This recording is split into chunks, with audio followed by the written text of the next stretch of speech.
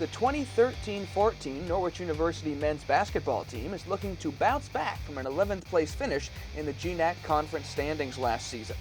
The Cadets finished 6-19 overall while posting a 3-15 conference record. Norwich returned 7 players from last year's squad while bringing in 7 newcomers.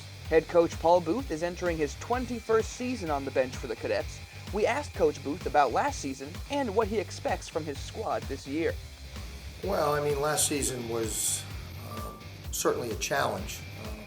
I thought the kids played really hard and improved as the year went on, and we competed. We just weren't able to close out some close games, and hence the 6-19 record. I think we're trying to build a foundation for the future, and I think last year was a step, hopefully, in the right direction. And tell me about your expectations for the team going into this year. Well, we obviously hope to take the next step and improve.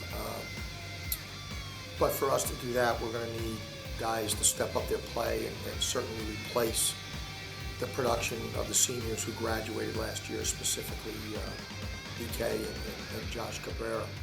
So we're hoping that guys like Nikolai and Gary Gladden and Jimmy Warden and Alex and Tommy and Evan Tuller can improve their play and pick up the points that Josh scored for us last year. We were also able to catch up with sophomore guard Jimmy Warden to ask him about last season. Last year was a little bit of a disappointing year in terms of the fact that we didn't make the GNAC playoffs. However, there were a lot of close games that we were involved in that we actually ended up losing. And now one of the goals for this year is to try to get over the hump, win those games, and then make the GNAC playoffs. Yeah, so you talked a little bit about that. What are kind of some more expectations for you this season? Basically, obviously the first goal is to try and make that conference playoff bid, and just to keep the team chemistry, team morale up.